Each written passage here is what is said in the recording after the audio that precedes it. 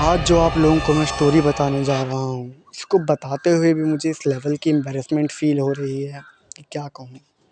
कहाँ हम कहते हैं कि हम अखंड भारत बनाने के लिए अग्रसर हैं, वहीं हमारी देश की बेटियों के साथ लव जिहाद जैसे केस हो रहे हैं।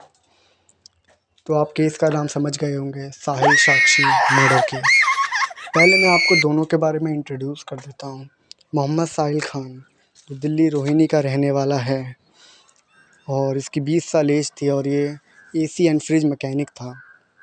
और वहीं साहिल साक्षी दीक्षित, जो कि एक 16 साल की छात्रा थी। इन दोनों की मुलाकात फेसबुक पे हुई थी। ये बहुत ही जल्द रिलेशनशिप में भी आ गए थे। आजकल हो ही ये रहा है, लड़के लड़की कुछ सोचते नहीं हैं, बहुत जल्दी रिलेशनशिप में आ जाते हैं और फिर धोखा खा के ट्रॉमा में चले जाते हैं, डिप्रेशन, सो कॉल्ड डिप्रेशन में चले जाते हैं। फिर क्या ही बोलें। तो ये भी वही, यहाँ भी वही हुआ। बहुत जल्दी रिलेशनशिप में आ गए, मिलते जुलते रहे। फिर एक दिन साक्षी ने सोचा कि मैं अपने पास्ट के बारे में बता देती हूँ साहिल को। तो वो गई, उसने साहिल को बोला, साहिल, मेरा तुमसे पहले भी एक बॉयफ्रेंड था जिसका नाम प्रवीण था। आजकल मैं उससे सिर्फ बात करती हूँ एज अ फ्रेंड। साहिल को बुरा लगा, लेकिन उसने कुछ जताया नहीं। उसने बोला, ठीक है, कोई नहीं, सबका पास्ट होता है, मेरा भी है। तो उसने कुछ नहीं बोला। लेकिन अब उसके दिमाग में ये बात बैठ गई थी। तो फिर ऐसे चलता रहा।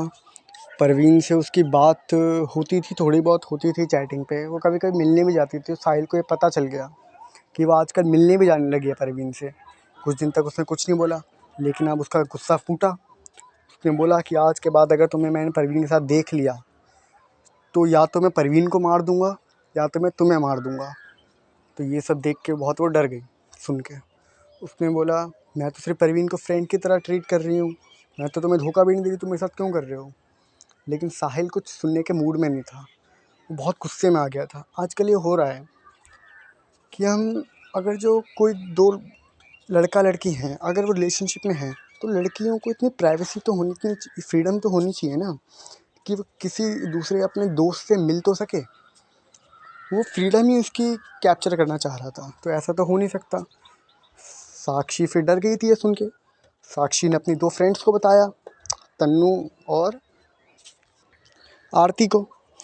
अब उन दोनों ने बोला कि देखो, एक लड़का है यहाँ पे झबरू नाम का, वो मतलब दबंग है, तो यहाँ साहिल को समझा देगा। वो झबरू के पास गई। उसने बोला, देखो, मैं एक के साथ रिलेशनशिप में थी, तब मैंने उसे अपने पास्ट के बारे में बताया, तो वो मेरे को थोड़ी टॉर्चर कर रहा है, धमकियाँ दे रहा है कि मैं परवीन को मार दूंगा या तुम्हें मार दूंगा, तो आप कुछ मदद करें। झबरू ने उसे अपनी बहन की तरह ट्रीट करा। तो बोला, हाँ, मैं समझा दूंगा। झबरू गया साहिल के पास।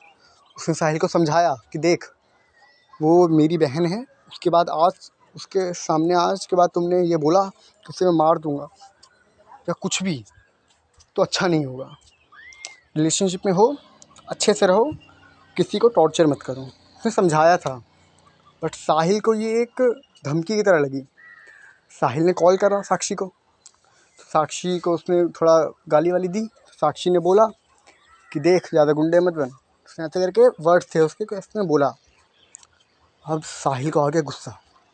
साहिल ने अब सोचा कि अब तो झबरू को मारूंगा या फिर लड़की को मारूंगा। फिर से उसने यही बोला।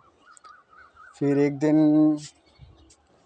वो जा नहीं थी, मतलब साहिल ने प्लान बनाया था कि उसने कुछ दिन उस पर नज़र रखी कि वो किस टाइम निकलती है। तो वो हमेशा रात को 6:30 अपने दो दोस्त के साथ निकलती थी, वही तन्नू और आरती के साथ, और रात को 8:30 या 9 बजे के करीब घर पे जाती थी। तो एक इलाका था, डेयरी फार्म, डेयरी का इलाका था, मतलब उस बगल में मदर डेयरी थी। तो उस इलाके से एक दिन वो जा रही थी, साहिल वहीं पे था। साहिल ने उसको पकड़ा, साक्षी को, क्योंकि उस टाइम में उसकी जो दो फ्रेंड्स थी वो कहीं पे चली गई थी। तो साक्षी थी, वो अकेले क्रॉस कर रही थी रास्ता। उसने उसे पकड़ा, एक पुल के पास लेके गया साक्षी को, और उसने वहीं पे उसे स्टैब कर दिया, खंजर भोंक दिया उसमें 20 बार। ऐसा नहीं था कि वहाँ लोग नहीं जा रहे थे, क्रॉस लोग नहीं कर रहे थे, बल्कि क्राउडेड था, 20-22 लोग क्रॉस कर रहे थे। किसी ने कुछ नहीं बोला। हालांकि एक लड़का गया था बचाने के लिए, बट साहिल ने उसे चाकू दिखा के भगा दिया।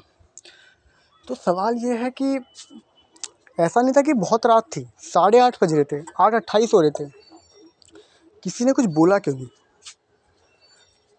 मतलब आपके चौराहे पे किसी लड़की को वो 20 बार चाकू भोंक रहा है, ऐसा नहीं 1-2 बार, और वो भगा भी नहीं, आराम से वहाँ पे एंड जैसे WWE में रेसलर जाते हैं ना, वैसे वो गया था वहाँ से, किसी ने कुछ नहीं बोला उसे। ऐसी इंसानियत हो गई आजकल हमारे देश में। हम ये नहीं सोचते कि वो हमारी बहन है, वो हमारी माँ हो सकती है या कोई भी। हम सोचते हैं छोड़ो, हमारा क्या हो रहा है, हमें थोड़ी कुछ कर रहा है कोई। यही सोच।